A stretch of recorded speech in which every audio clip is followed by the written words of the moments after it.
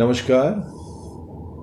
ভগবান শ্রী শ্রী রামকৃষ্ণ পরমহংসদেব, পরমারাধ্যা শ্রী শ্রী মা শারদামণি এবং বীর সন্ন্যাসী স্বামী বিবেকানন্দের রাতুল চরণে ভক্তিপূর্ণ ভূমিষ্ঠ প্রণাম জানিয়ে শুরু করছি শ্রীরামকৃষ্ণ ভক্তমালিকা পাঠ। আমি ভূমিষ্ঠ প্রণাম জানাচ্ছি পরম পূজ্যপাদ শ্রীমৎ স্বামী গম্ভীরানন্দ মহারাজজির রাতুল চরণে। আমরা পড়ব আজকে স্বামী রামকৃষ্ণানন্দ মহারাজজির জীবন কথা।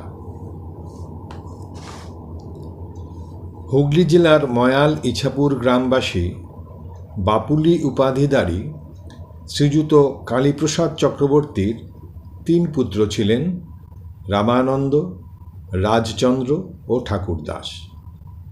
রামানন্দের পুত্র গিরিশচন্দ্র ছিলেন শরৎচন্দ্র বা স্বামী শারদানন্দের পিতা এবং রাজচন্দ্রের পুত্র ঈশ্বরচন্দ্র ছিলেন শশীভূষণ বা স্বামী রামকৃষ্ণানন্দের পিতা।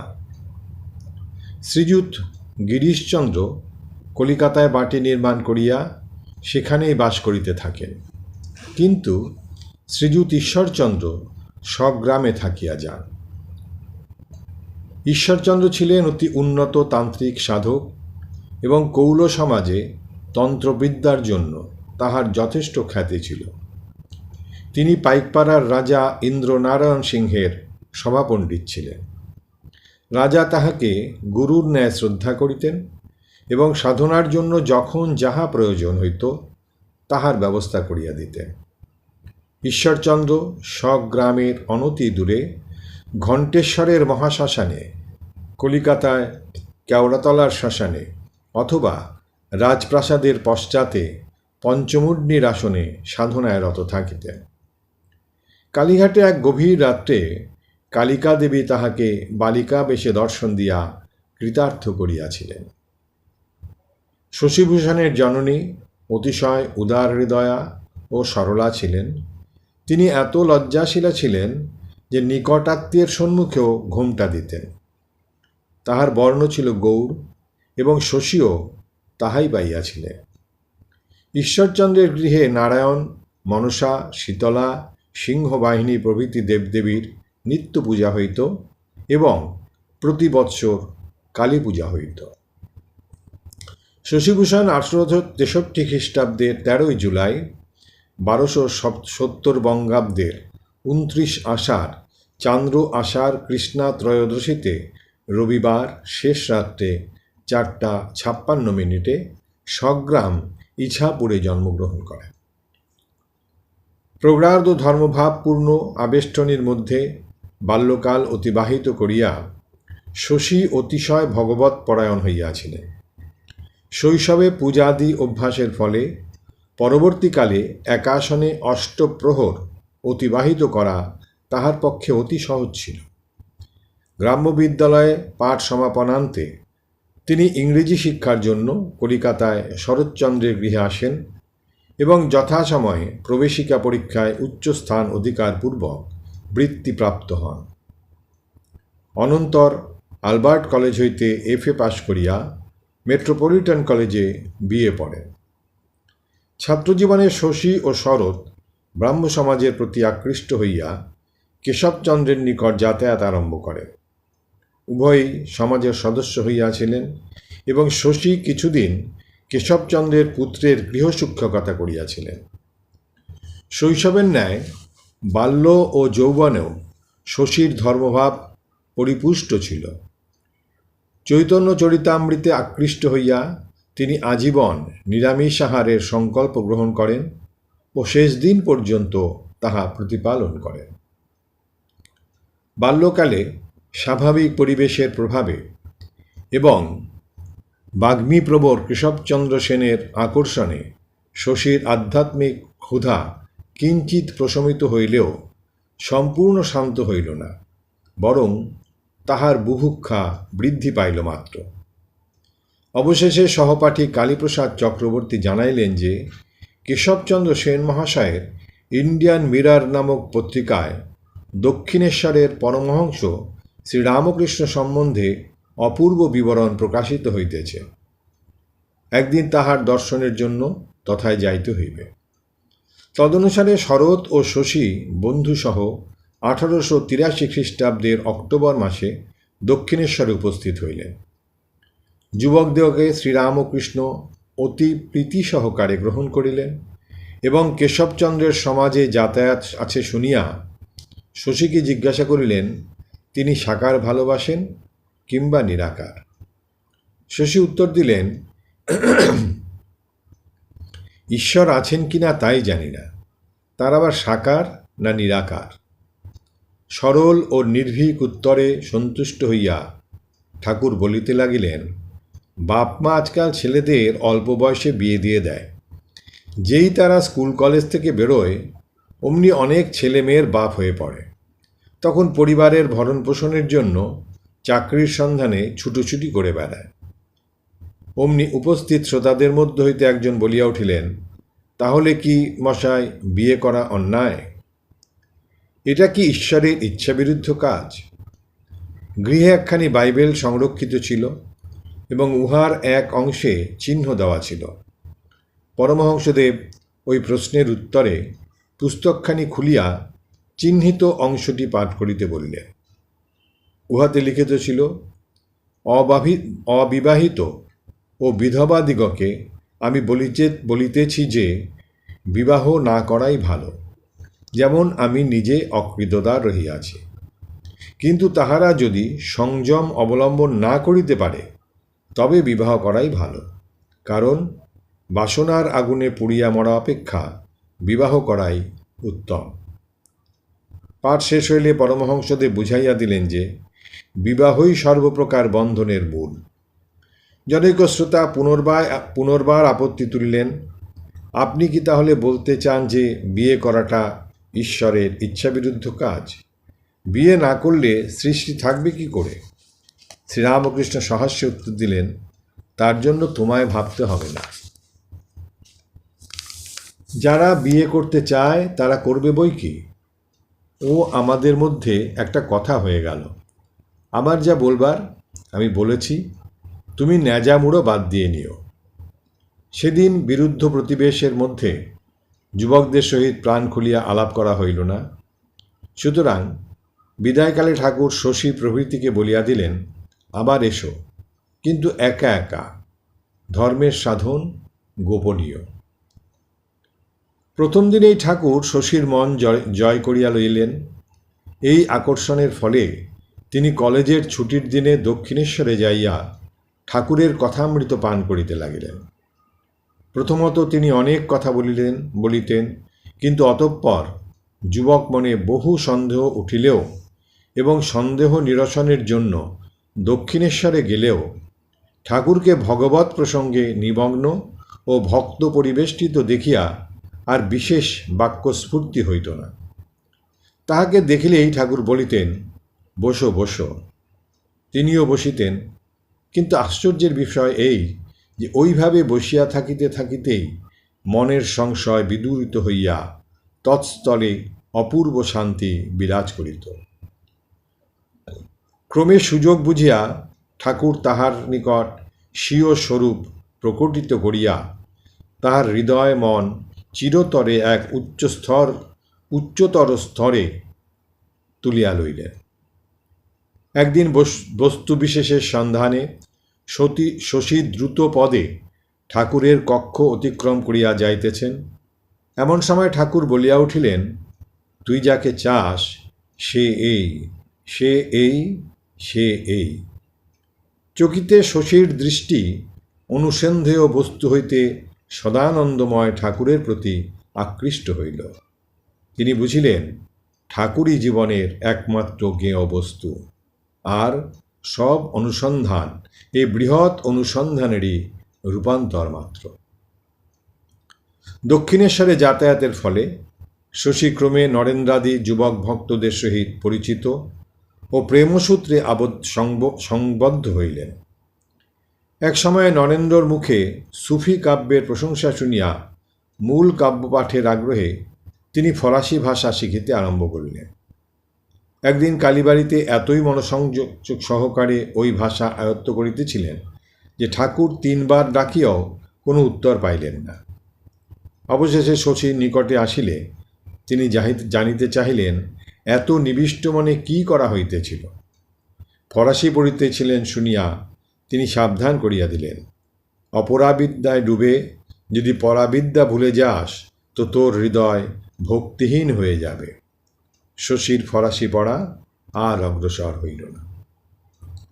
ঠাকুর বরফ খাইতে ভালোবাসিতেন, তাই এক গ্রীষ্মের দিনে কলিকাতায় বরফ কিনিয়া শশী পদব্রজে দক্ষিণেশ্বরে আসিলেন। বরফখণ্ডটিকে তিনি এতই যত্ন সহকারে গামছা জড়াইয়া লইয়া গিয়াছিলেন যে উহা গলিতে পারে নাই। ঠাকুর তাহার ঐকান্তিকতা, বুদ্ধি এবং রৌদ্রে দেহ ঘর্মাক্ত ও মুখ শুষ্ক দেখিয়া ব্যথিত কণ্ঠে তারিফ করিয়া বলিলেন, আহা, তোর বড় কষ্ট হয়েছে। দেখ, যার হাতে জল গলে না লোকে তাকে কৃপণ বলে, কিন্তু আমি দেখছি তুই কৃপণ নস, তুই দাতা। ফলত দক্ষিণেশ্বরে বারংবার যাতায়াত ও ঠাকুরের সেবাদির ফলে শশী তাহার স্নেহ আকর্ষণ করিতে সমর্থ হইয়াছিলেন। এতদ্ব্যতীত ইহাদের অলৌকিক সম্বন্ধ তো ছিলই।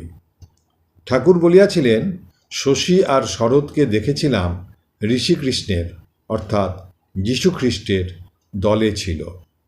কথামৃতের 4 খণ্ডের 330 পাতায়, অখণ্ড সংস্করণের 1013 পাতায় এটি আছে। শশীকে আদর করিয়া তিনি দক্ষিণেশ্বরে ডাকিতে বলিতেন, কিন্তু অধ্যয়ন নিরত এবং সাংসারিক অসচ্ছলতাবশত পাঠের জন্য অর্থ সংগ্রহে ব্যস্ত শশীর পক্ষে তাহা সম্ভব হইত না। কিন্তু ক্রমে এমন সময় উপস্থিত হইল যখন সাংসারিক চিন্তাকে ছাপাইয়া তাহার হৃদয়ে শ্রীরামকৃষ্ণ প্রেমী পূর্ণরূপে উদ্বেলিত হইল।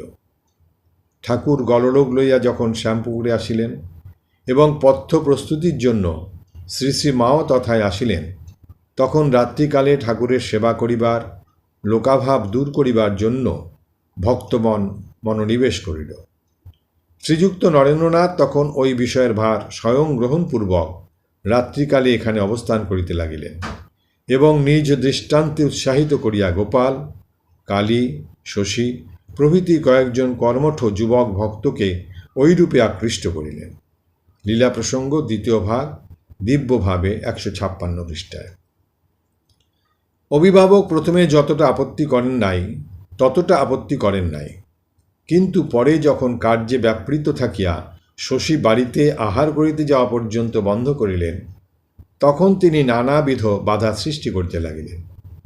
শশী কিন্তু নিজ সংকল্প ছাড়িলেন না। তিনি তখন বিয়ে পরীক্ষার জন্য প্রস্তুত হইতেছিলেন। তাই জনৈক বৃদ্ধ প্রতিবেশী যখন উপদেশ দিলেন, পরীক্ষাটা দিয়েই গুরুসেবা করো না, তখন শশীর উত্তর পাইলেন, আমি যদি আর তার আগে মরে যাই, ততদিন আমার মৃত্যু হবে না, এ কথা কি আপনি নিশ্চয় করে বলতে পারেন?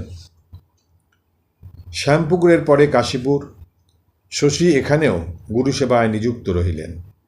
ঠাকুরের অসুখ সম্বন্ধে শশী বলিতেন, জগতের দুঃখ দেখে যিশু ক্রুশবিদ্ধ হয়েছিলেন, ঠাকুরও জীবের দুঃখে রোগ ভোগ করছেন। রোগের কারণ সম্বন্ধে তাহার নিজস্ব মত যাহাই থাকুক না কেন, সেবা কার্যে তিনি সর্বদাই অগ্রণী ছিলেন। একদিন ঠাকুরের জামরুল খাইতে ইচ্ছা হইল, তখন শীতকাল, জামরুল কিরূপে পাইবেন? শশী সংবাদ লইয়া জানিলেন যে এক বাগানে উহা আছে। অমনি উহা সংগ্রহ করিয়া আনিলেন। জামরুল পাইয়া ঠাকুর সবিস্ময়ে জিজ্ঞাসা করিলেন, এমন সময় জামরুল কোথায় পেলি রে? কোথায় আর পাইবেন? সত্য সংকল্প ঠাকুরের যেখানে অভিলাষ আর বীর ভক্ত যেখানে সেবক, সেখানে কোন বস্তু অলভ্য হয়? ঠাকুরের সেবায় নিযুক্ত শশীর আহারাদি পর্যন্ত ভুল হইয়া যাইত। কতদিন ঠাকুর তাহাকে বলিতেন, নিয়ে খেয়ে নাও, আমি এখন ভালো আছি, আমার এখন কোনো দরকার নেই, খেয়ে এসো। এমন বহুবার হইয়াছে যখন শশীকে অবিরাম বিজন করিতে দেখিয়া ঠাকুর তাহার হাত হইতে পাখা লইয়া লাটুকে দিয়াছেন। দেহত্যাগের পূর্বে একদিন শশীকে তিনি স্নেহ বিগলিত হয়ে স্বরে বলিলেন, দেখো, দেখ, তোরা এই সেবা দিয়ে আমায় বেঁধে রেখেছিস। তোরা যদি বলিস তাহলে একবার সেখানে দেখে আসি। সকলেই বুঝিলেন ঠাকুর লীলা সম্বরণের ইঙ্গিত করিতেছেন, আর যেন বলিতেছেন যে ভক্তের আকর্ষণই তাহাকে মর্তধামে ধরিয়া রাখিয়াছে। ঠাকুরের সেবায় শশী কতখানি মগ্ন হইয়াছিলেন এবং ঠাকুরকে কতখানি আপনার বলিয়া গ্রহণ করিয়াছিলেন তাহা শেষ দিনের নিদারুণ ঘটনাবলিতে স্পষ্ট প্রতীয়মান হয়। সেদিন বৈকালে 7 মাইল ছুটিয়া ডাক্তারের বাড়ি গিয়া যখন জানিলেন যে ডাক্তার অন্যত্র গিয়াছেন, তখন আবার 1 মাইল ছুটিয়া গিয়া পথে উহাকে ধরিলেন এবং ডাক্তার যদিও জানাইলেন যে তাহার তখনই কাশীপুরে যাওয়া অসম্ভব, কারণ অন্যত্র জরুরি কাজ আছে, তথাপি শশী তাহাকে টানিয়া কাশীপুরে লইয়া গেলেন। যথাবিধি পরীক্ষান্তে ঠাকুর চলিয়া গেলে সেদিনও পূর্বানুরূপ দৈনন্দিন সেবাদি চলিতে লাগিল। কেহই ভাবিতে পারিলেন না যে শেষ দিন সমাগত, অথবা অপরে যাহাই ভাবুক না কেন, শশী অন্তত চিন্তা করিতে পারেন নাই যে প্রিয়তমের সহিত তাহার বিচ্ছেদ আসন্ন প্রায়। সে রাত্রিতে ঠাকুর সাধারণ আহার অপেক্ষা একটু বেশিই খাইলেন। শশী খাওয়াইয়া দিলেন। মহাপ্রস্থানের কোনো ইঙ্গিত না পাইয়া তিনি ভাবিলেন ঠাকুর শেষ রাত্রে বরং একটু ভালোই আছেন। এমনকি পরিশেষে যখন সত্যই শেষ মুহূর্ত আসিল, শশী তখনও মনে করিলেন ঠাকুরের গভীর সমাধি হইয়াছে, কারণ তিনি দেখিলেন ঠাকুরের অঙ্গ প্রত্যঙ্গের উপর দিয়া এক আনন্দ হিল্লোল বহিয়া যাইতেছে। এত আনন্দোচ্ছ্বাস তিনি পূর্বে কখনো দেখেন নাই। রাত্রি শেষে বিশ্বনাথ উপাধ্যায় আসিয়া যখন কহিলেন যে মস্তক ও মেরুদণ্ডে ঘৃত মালিশ করিলে সমাধিভঙ্গ হইতে পারে, শশী তখন তাহাতেই প্রবৃত্ত হইলেন। কিন্তু অবশেষে ডাক্তার আসিয়া বলিয়া গেলেন আর আশা নাই। অপরাহ্ন প্রায় 5টার সময় ঠাকুরের পূত দেহকে মাল্য চন্দন পুষ্পে সাজাইয়া শ্মশানে লইয়া যাওয়া হইল। বাস্তবকে বিশ্বাস করিতে অপটু শশী চিত্রার্পিতের ন্যায় প্রজ্বলিত চিতার পার্শ্বে বসিয়া রহিলেন। লাটু তাহাকে হাত ধরিয়া টানিলেন। নরেন ও শরেত অনেক প্রবোধ দিলেন। শশী তখনও কিংকর্তব্য বিমূঢ়। চিতা নির্বাপিত হইলে তিনি নীরবে ভস্মাস্তি তুলিয়া একটি তাম্র কলসিতে রাখিলেন এবং উহা মস্তকে বহন করিয়া উদ্যানবাটিতে ঠাকুরের শয্যায় স্থাপন করিলেন। শশীর বিশ্বাস ঠাকুর যান নাই, সুতরাং ঠাকুরের দ্রব্যাদি সযত্নে রক্ষিত হইল এবং ভস্মাস্তিপূর্ণ কলসিতে নিয়মিত পূজা চলিতে লাগিল। ভস্মাবশেষ ওই অবস্থায় 7 দিন থাকার পর রামচন্দ্র প্রমুখ প্রবীণ ভক্তদের সিদ্ধান্তানুযায়ী উহা কাকুরগাছিতে লইয়া যাইবার কথা উঠিল। নিরঞ্জন ইহাতে ঘোরতর আপত্তি তুলিলেন, আর শশী বলিলেন কলসি দেব না। নরেন্দ্রর মধ্যস্থতায় তখনকার মতো বিবাদ মিটিল এবং রামবাবুর প্রস্তাবই গৃহীত হইল।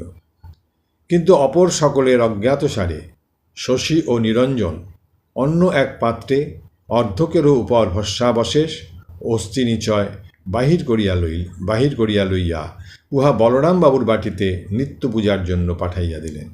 উদ্বোধনের 7 সংখ্যা 440 পৃষ্ঠা এটি আছে।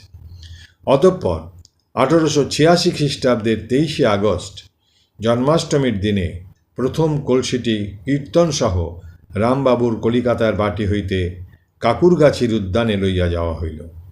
কীর্তনের পশ্চাতে শশী অধিকাংশ পথ কলসিটি নিজ মস্তকে বহন করিয়া চলিলেন। অবশেষে কাকুরগাছিতে যথোচিত পূজান্তে যখন উহা সমাহিত করিয়া উহার উপর মাটি ফেলা হইতে লাগিল, তখন শশী কাঁদিয়া উঠিলেন, ওগো, ঠাকুরের গায়ে বড় লাগছে। শশীর কথায় সকলেরই চক্ষে জল আসিল। তাই তো, ঠাকুর যে সদা বিদ্যমান, সদা সচেতন। ইহার পর শশীকে গৃহে ফিরিয়া অধ্যয়নে মনোনিবেশ করিতে হইল। কিন্তু নরেন্দ্রাদির আহ্বান আবার তাহাকে কয়েক মাস পরেই বরাহনগর মঠে লইয়া গেল। এখানে শ্রী শ্রী ঠাকুরের শ্রী পাদুকা সম্মুখে অপর কয়েকজনের সহিত সন্ন্যাস গ্রহণ আনতে তিনি রামকৃষ্ণানন্দ নামে পরিচিত হইলেন।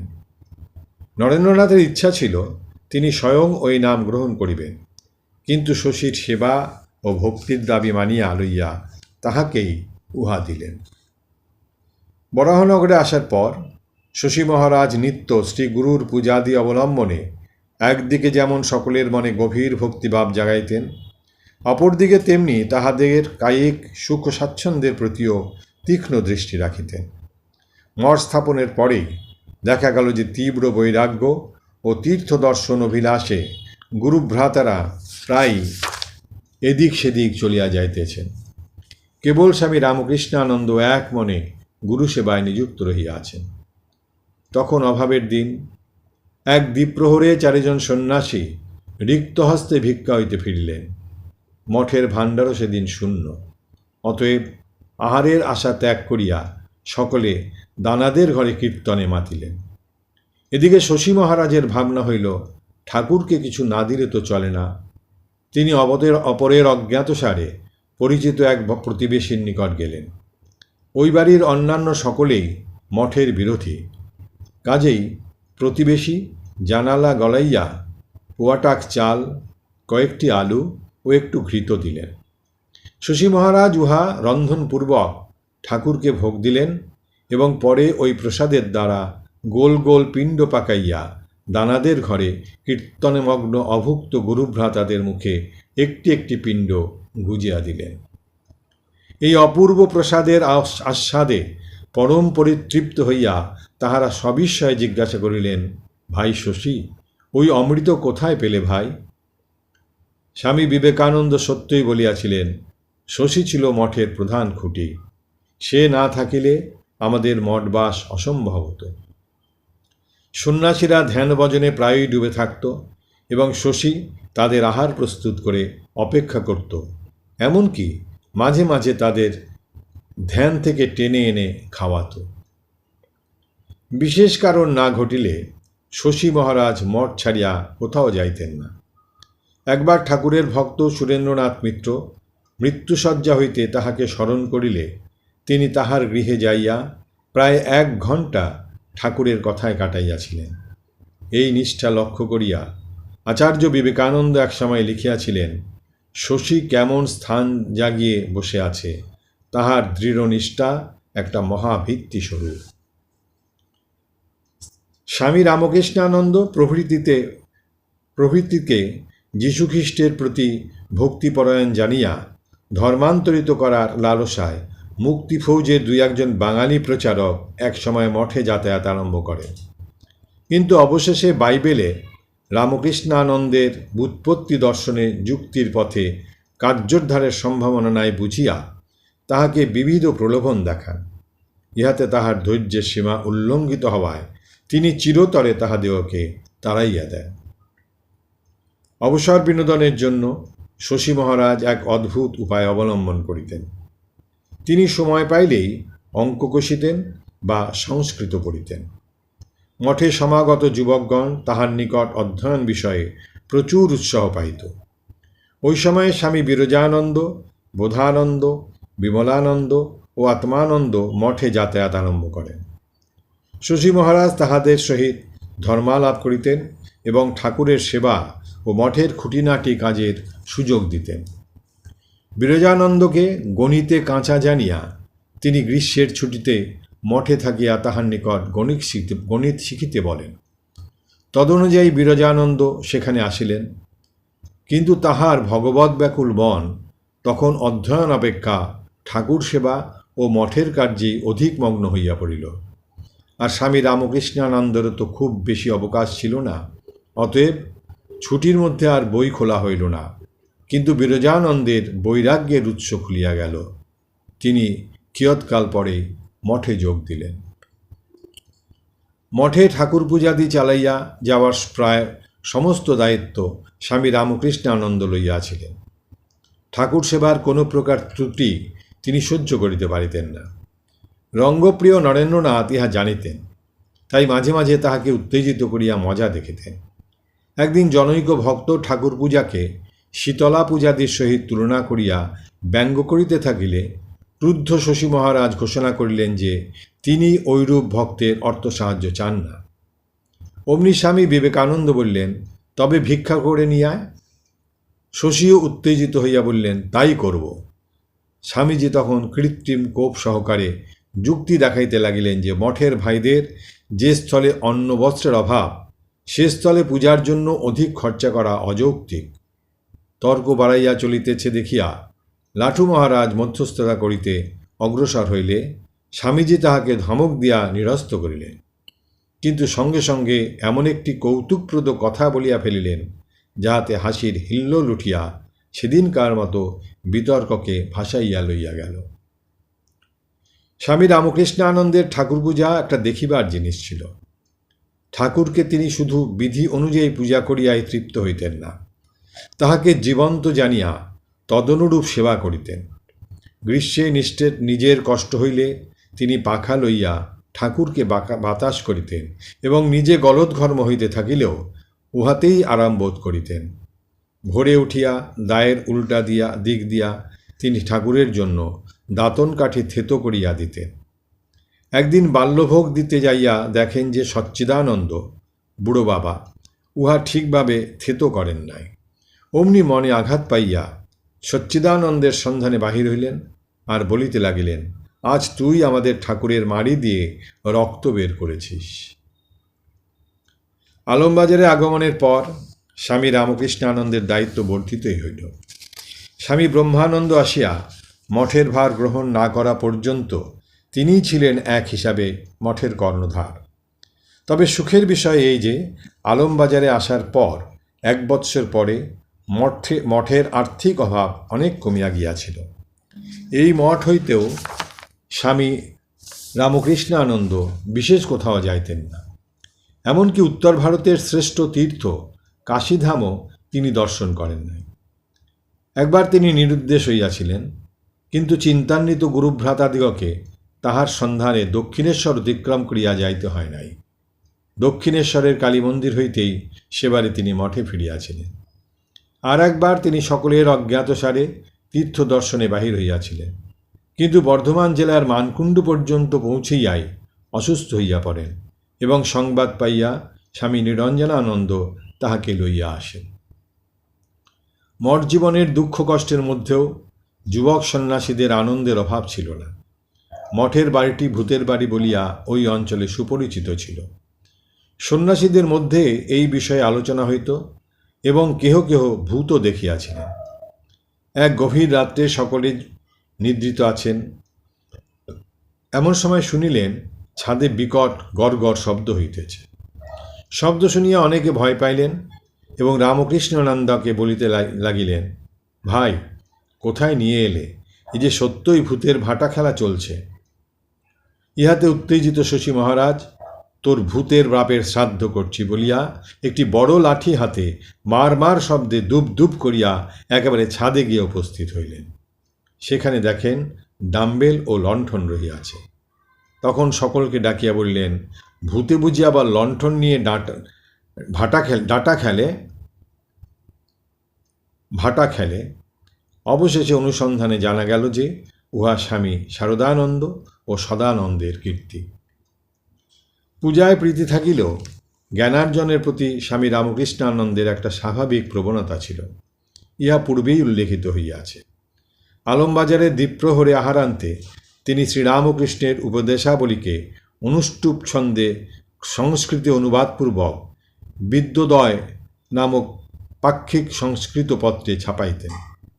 এতদ্ব্যতীত ইনোসেন্ট অ্যাট হোম ও ইনোসেন্ট অ্যাব্রড ইত্যাদি হাস্যরসময় ইংরেজি গ্রন্থ উচ্চস্বরে পড়িয়া সকলকে আনন্দ দিতেন। সংস্কৃতের প্রতি তাহার এমনই প্রীতি ছিল যে একদা কাশীর প্রমোদাদাসবাবুর নিকট হইতে যখন সংবাদ আসিল যে মাসিক 40 টাকায় একজন বেদজ্ঞ পণ্ডিত পাওয়া যাইতে পারে, তখন দারিদ্র্যবশত ঠাকুরের জন্য 4 পয়সার মিছরি জোটানো কঠিন জানিয়া তিনি ওই প্রস্তাবে সম্মত হইলেন। অবশ্য অন্য কারণে ওই প্রস্তাব তখন কার্যকর হয় নাই। তাহার গুণে মুগ্ধ স্বামীজি 1895 খ্রিস্টাব্দে তাহাকে আমেরিকার কার্যের জন্য আহ্বান করেন।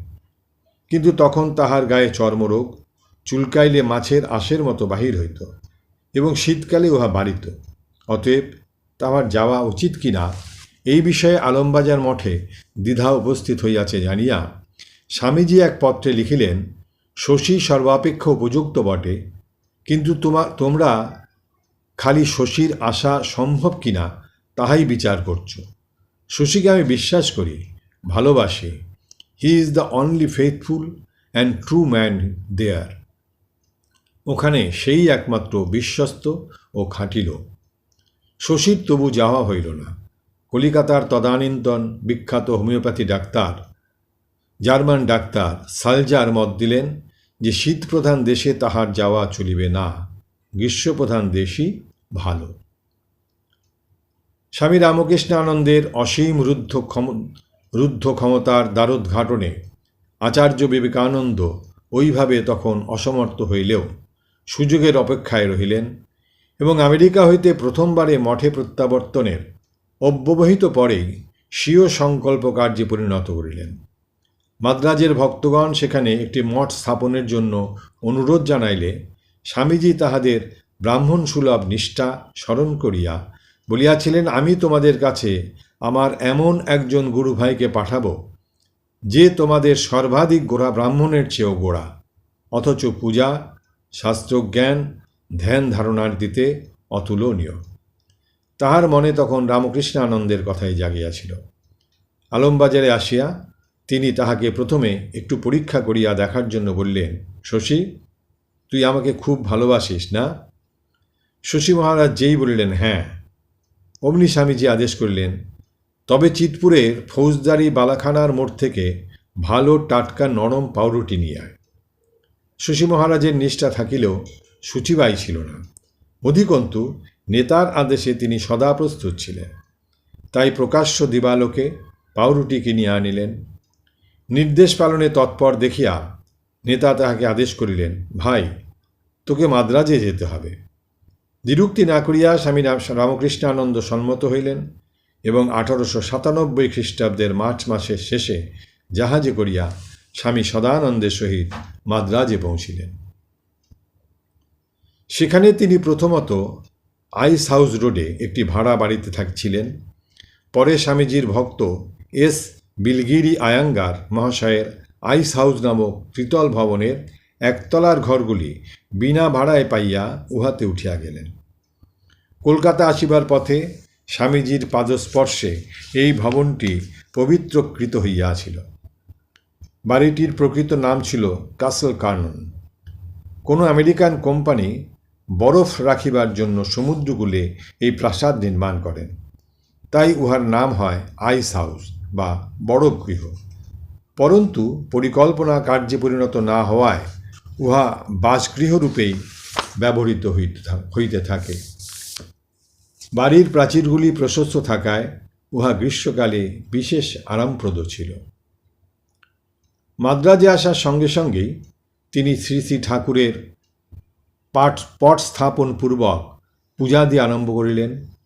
অব্যবহিত পরেই বক্তৃতাদিও চলিতে লাগিল। 1897 খ্রিস্টাব্দের মধ্যভাগে বঙ্গদেশের স্থানে স্থানে রামকৃষ্ণ মিশন দুর্ভিক্ষ সেবা কার্য আরম্ভ করিলে তিনি ওই কার্যের জন্য পত্রিকায় আবেদন প্রকাশপূর্বক ও অন্যান্য উপায়ে অর্থ সংগ্রহে মন দিলেন। এইরূপে ক্রমেই তাহার কার্যক্ষেত্রের প্রসার হইতে লাগিল। আবার মাদ্রাজের ইয়ং মেন্স হিন্দু অ্যাসোসিয়েশনে তিনি ধারাবাহিকভাবে যে সকল বক্তৃতা দেন তাহা ব্রহ্মবাদীন ও প্রবুদ্ধ ভারত পত্রদ্বয়ে প্রকাশিত হওয়ায় তিনি বিদ্বৎ সমাজে সুপরিচিত হইতে থাকিলেন। অধিকন্তু নগরের বিভিন্ন স্থানে শাস্ত্রালোচনাও চলিতে লাগিল। এইরূপে ত্রিপ্লিকেন ও মালায়াপুরে পুরাঞ্চলে গীতা ও উপনিষদ ব্যাখ্যা, পুরুষকাম ও চিন্তাদ্রিপেটে গীতা ব্যাখ্যা ও YMS অ্যাসোসিয়েশনে যোগসূত্র ব্যাখ্যা চলিত। আবার প্রতি একাদশীতে মঠে ভজন হইত। এই বৎসর একবার রামেশ্বরণ দর্শনে গমন ব্যতীত তিনি প্রায় সব সময় শ্রীরামকৃষ্ণের ভাবধারা প্রচারে ব্যাপৃত ছিলেন। উৎসবাদির আয়োজনও তিনিই করিতেন। 1899 খ্রিস্টাব্দের 19 মার্চ রবিবার মাদ্রাজ শহরে শ্রীরামকৃষ্ণের যে প্রথম জন্মতিথি উৎসব হয়, উহাতে সর্বশ্রেণীর হিন্দু এমনকি মুসলমানরাও যোগ দিয়াছিলেন। 1902 জুলাই মাসে স্বামী বিবেকানন্দের দেহত্যাগের পর তাহার উদ্যমে ও মাননীয় আনন্দ চার্লু মহাশয়ের পৌরোহিত্যে পাচাইয়াপ্পা কলেজে বিবেকানন্দ স্মৃতিসভার অধিবেশন হয়। পরবর্তী বৎসর হইতে শ্রীরামকৃষ্ণ উৎসবের ন্যায় বিবেকানন্দ উৎসবও নিয়মিত চলিতে থাকে। 1899 খ্রিস্টাব্দের শেষে ক্লাসের সংখ্যা বৃদ্ধি পাইয়া 11 হইল।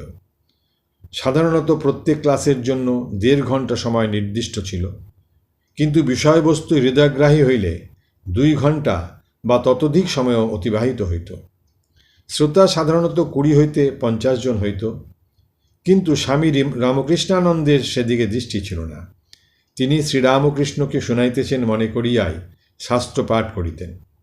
কোনোদিন দুর্যোগাদিবশত শ্রোতা উপস্থিত না থাকিলেও তিনি যথারীতি পাঠ করিয়া মঠে ফিরিতেন। এইরূপে তাহার ঐকান্তিক উদ্যম ও উৎসাহ তখনকার দিনে পাশ্চাত্যভাবে ভাবিত দক্ষিণের সমাজে কিরূপ নূতন ভাববন্যা আনিয়াছিল তাহা সহজেই অনুমেয়। শুধু অনুমান কেন, প্রত্যক্ষত তাহার প্রমাণ পাওয়া যাইত।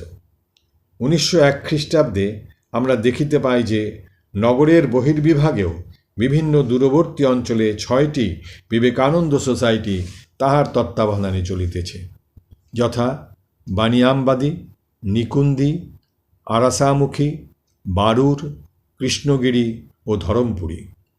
এই সকল সমিতিতে সাময়িক বক্তৃতা ও ক্লাসের সহিত পূজা, ভজন ও দরিদ্র ছাত্রদিগকে সাহায্য দানের কার্য পরিচালিত হইত।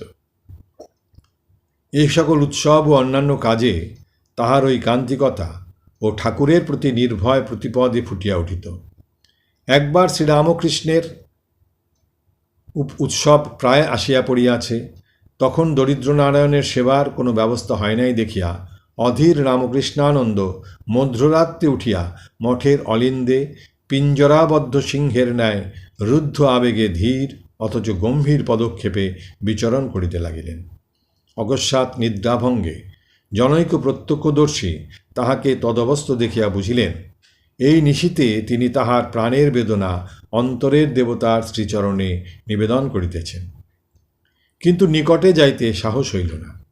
সৌভাগ্যক্রমে পরদিন জনৈক অনুরাগী প্রচুর অর্থ পাঠাইয়া দেওয়ায় উৎসব সর্বাঙ্গীন সুসম্পন্ন হইল। তিনি কিরূপ প্রতিকূল অবস্থায় তখন কার্য পরিচালনা করিতেন তাহা অনুধাবন না করিলে তাহার এই কালের চরিত্রের দৃঢ়তা সহজে উপলব্ধ হইবে না। একদিন কার্যান্তে ঘর্মাক্ত কলের বরে মঠে ফিরিয়া তিনি দেখিলেন ঠাকুরকে ভোগ দিবার মতো কিছুই নাই। তখন গায়ের কাপড় খুলিয়া ফেলিয়া বদ্ধদ্বার গৃহে রুদ্ধ অভিমানে পুরুষ সিংহ পদচারণ করিতে করিতে ঠাকুরকে বলিলেন, পরীক্ষা হচ্ছে, আমি তোমায় সমুদ্রের তীর থেকে বালি এনে ভোগ দেব এবং তাই প্রসাদ পাব। পেট নিতে না চায় আঙুল দিয়ে ঠেলে সে প্রসাদ গলায় ঢোকাব।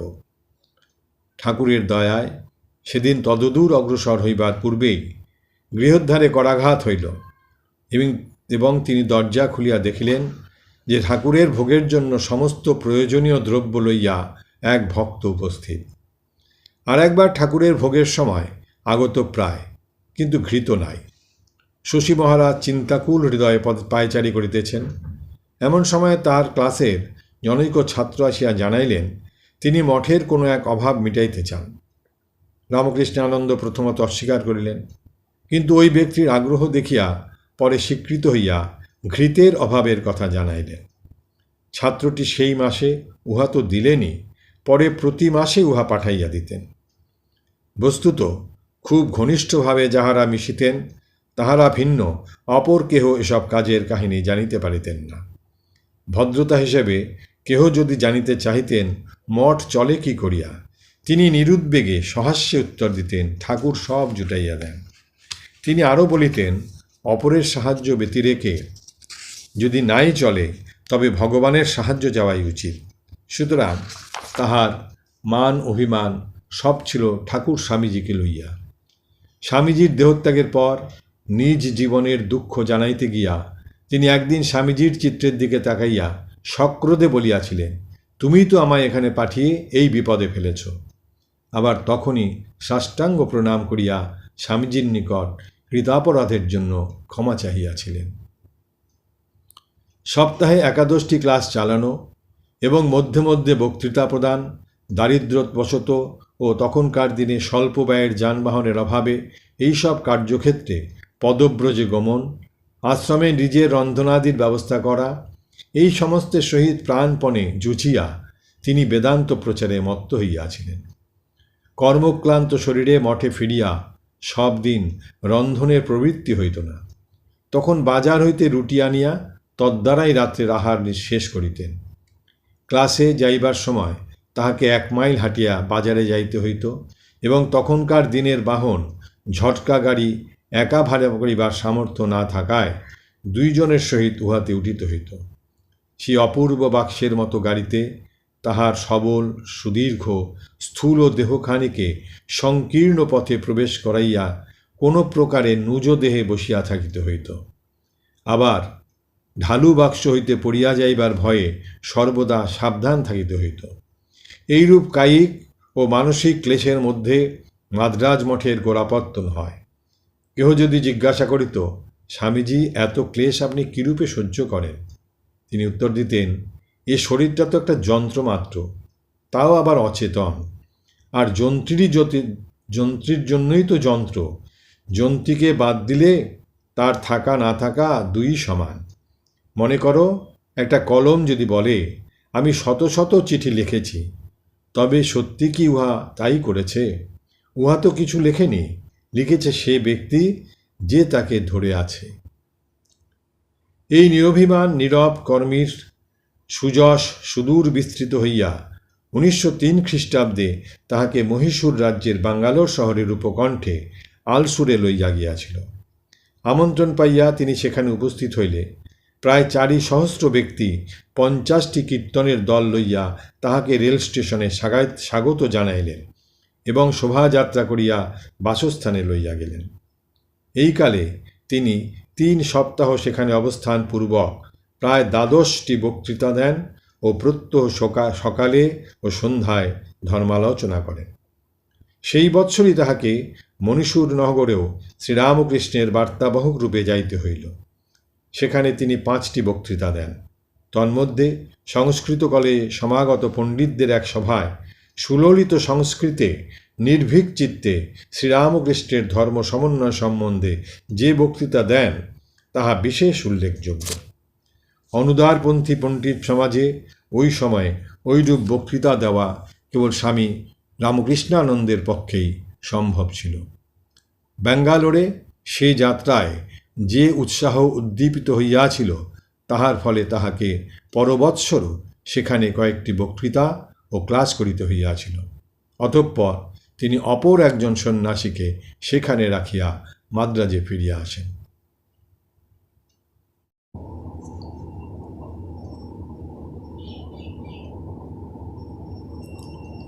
1902 বা 1903 খ্রিস্টাব্দে তিনি ত্রিবান্দ্রমে যান এবং 1 মাস অবস্থানপূর্বক জনসাধারণের মধ্যে 4টি বক্তৃতা করেন ও নগরের মধ্যস্থলে একটি ক্ষুদ্র বাটিতে নিয়মিত গীতা ব্যাখ্যা করেন।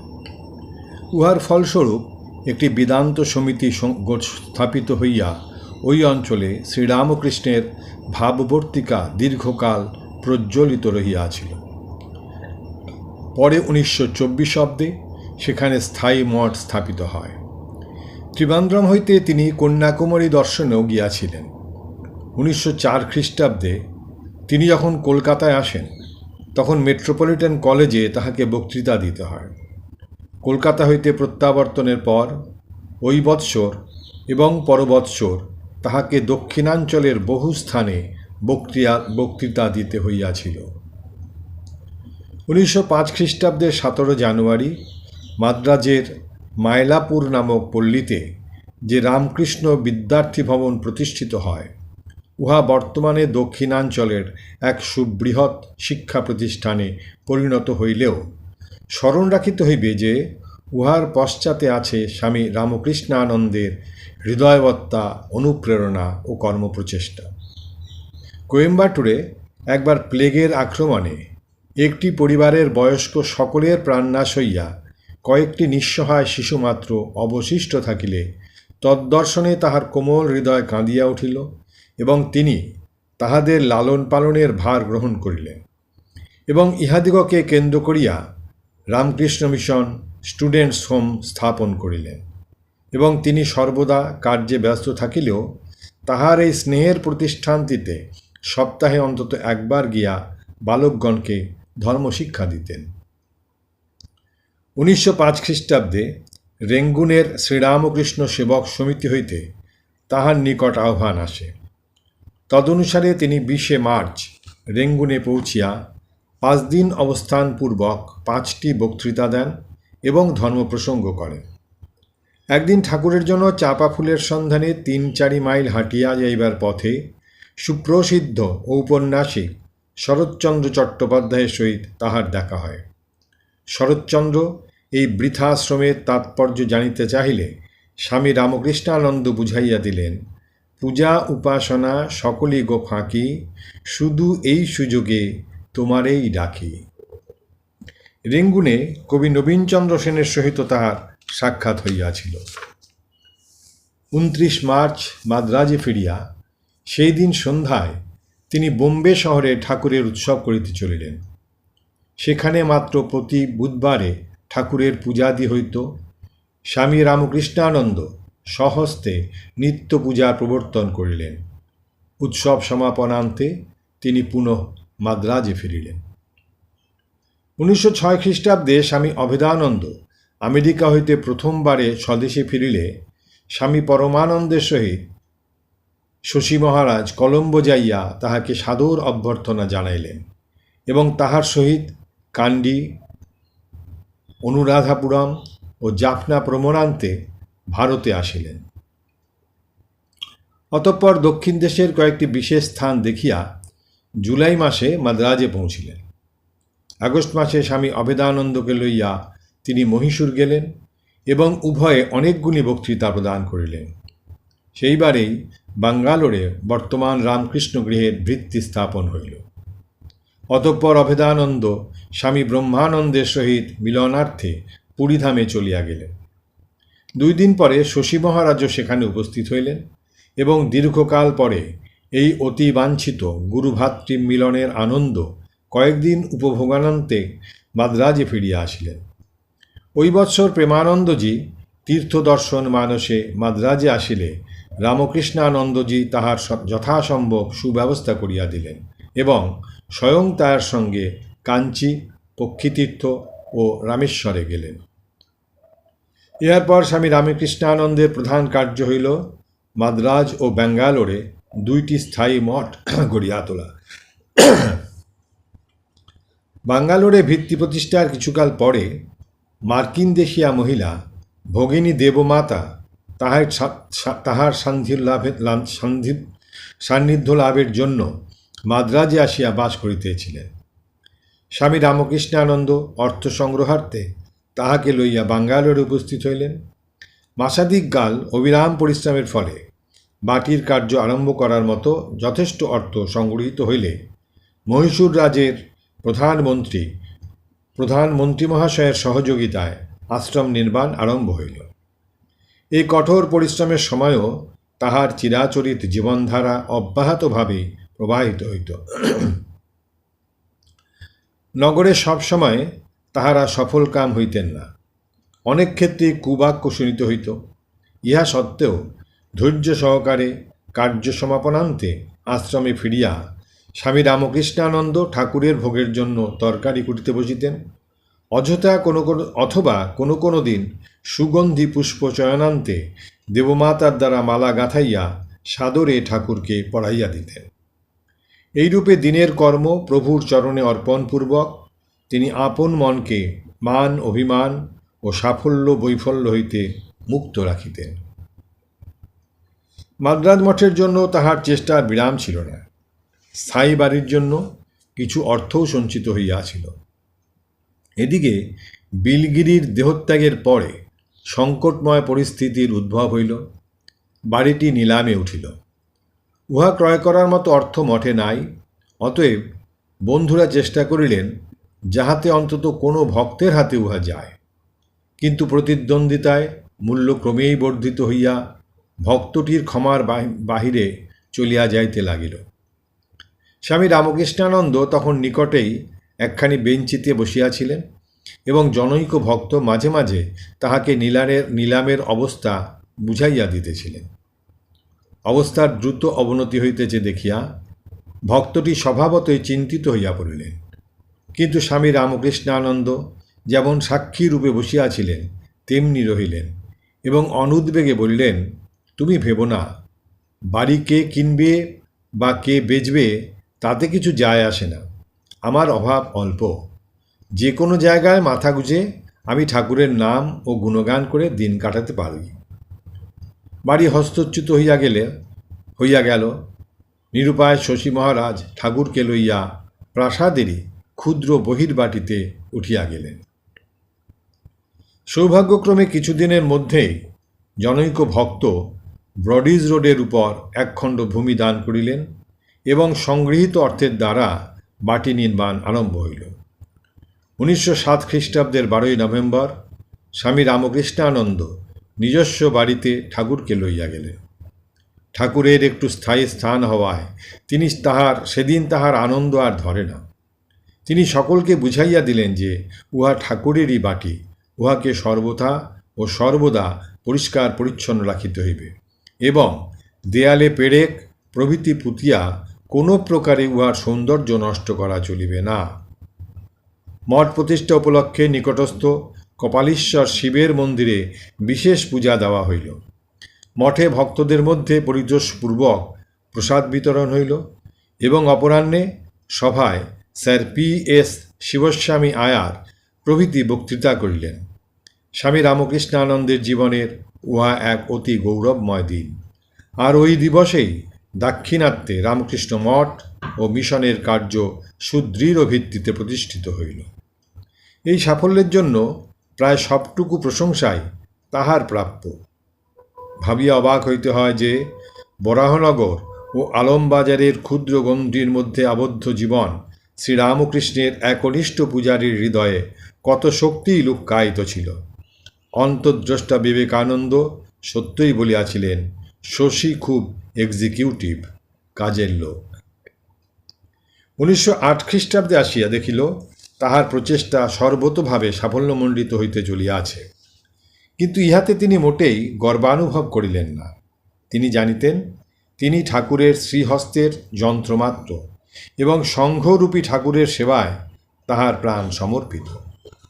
এই ভাবটি সকলের মনে দৃঢ়াঙ্কিত করিবার জন্য তিনি শ্রীরামকৃষ্ণের মঠ ও মিশনের সভাপতি স্বামী ব্রহ্মানন্দ মহারাজকে দক্ষিণ দেশে লইয়া আসেন এবং তাহার সুখ স্বাচ্ছন্দ্য ও অনায়াস ভ্রমণের জন্য অকাতরে শ্রম ও অর্থ ব্যয় করেন। এদিকে বাঙ্গালোরের আশ্রমবাটির কার্য সমাপ্ত হওয়ায় মহারাজ সেখানে যাইয়া 1909 খ্রিস্টাব্দের 20 জানুয়ারি উহার দ্বারোদ্ঘাটন করেন। এই উপলক্ষে তাহার পৌরোহিত্যে একটি বৃহতী সভা হয় এবং উহাতে রাজ্যের দেওয়ান স্বামী রামকৃষ্ণানন্দ ও ভগিনী দেবমাতা বক্তৃতা করেন। পরবৎসর ফেব্রুয়ারি মাসে শ্রী শ্রী মা দাক্ষিণাত্যের তীর্থভ্রমণে নির্গত হইলে রামকৃষ্ণানন্দ সর্বপ্রযত্নে তাহার দর্শনাদির ব্যবস্থা করিয়া দেন। মাদ্রাজ ও মাদুরা দর্শনান্তে শ্রী শ্রীমা রামেশ্বরে যান এবং শশী মহারাজের আগ্রহে 108টি স্বর্ণ বিল্লপত্রের দ্বারা মহাদেবের পূজা করেন। পরে তিনি বাঙ্গালোরে যাইয়া নূতন মঠবাটিতে বাস করেন। ওই সময় রামকৃষ্ণানন্দও সঙ্গে ছিলেন। তিনি প্রত্যহ সদ্য প্রস্ফুটিত সুগন্ধি পুষ্প মাতৃচরণে অর্পণান্তে নতজানু হইয়া প্রণাম করিতেন। স্বামী রামকৃষ্ণানন্দের ঐকান্তিক আগ্রহ ছিল শ্রী শ্রী মা ও স্বামী ব্রহ্মানন্দের চরণ স্পর্শে দক্ষিণ দেশ পবিত্র হইবে এবং তাহাদের দর্শন ও উপদেশে প্রারব্ধ কার্যের ভিত্তি দৃঢ়তর হইবে। এই উভয় স্বাদ তাহার পূর্ণ হইল। অতঃপর স্বস্তির নিঃশ্বাস ফেলিয়া তিনি বলিলেন, এই আমার শেষ। সে কথার অর্থ কত গভীর তাহা তখন কেহ অনুধাবন করেন নাই, কিন্তু বিধাতা অচিরেই তাহা সকলকে বুঝাইয়া দিলেন। শ্রী শ্রী মাতা ঠাকুরানী কলিকাতা ফিরিবার বহু স্বল্পকাল পরেই শশী মহারাজের শরীর ভাঙিয়া পড়িল। ইতপূর্বে 14 বৎসর আপ্রাণ পরিশ্রমের ফলে তাহার স্বাস্থ্য নষ্ট হইয়াছিল। এখন বহুমূত্র, কাশি ও জ্বর তাহাকে আক্রমণ করিল। 1910 খ্রিস্টাব্দের শেষ ভাগে তিনি বায়ু পরিবর্তনের জন্য বাঙ্গালোর আশ্রমে গেলেন, কিন্তু স্বাস্থ্যের উন্নতি হইল না।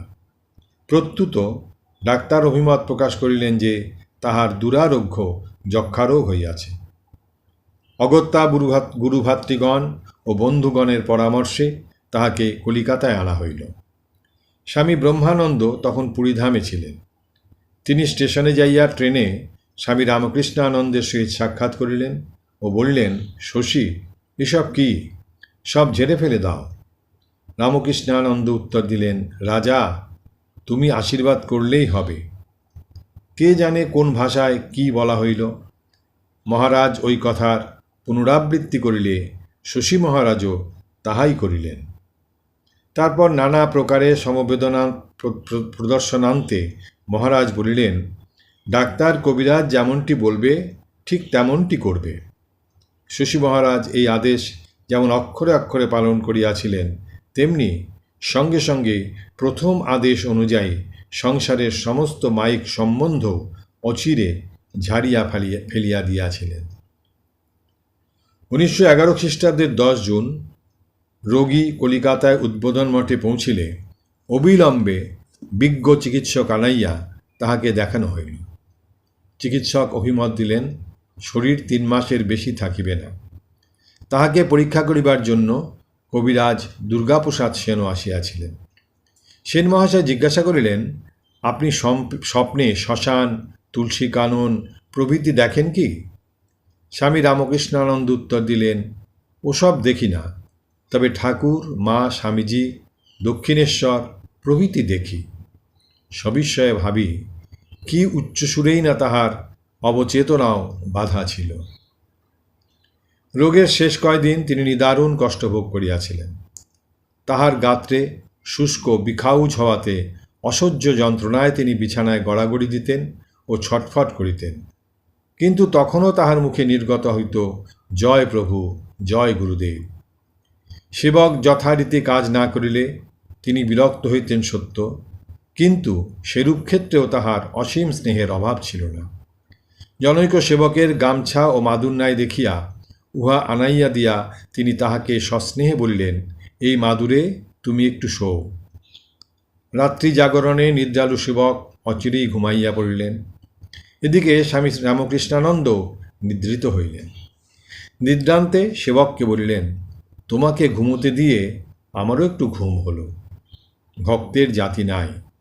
ঠাকুর এই কথা স্মরণ করিয়া নৈষ্ঠিক ব্রাহ্মণ বংশজাত শশী মহারাজ এই সময়ে অব্রাহ্মণ সেবকের হস্তেও বিনা দ্বিধায় আহার করিতেন।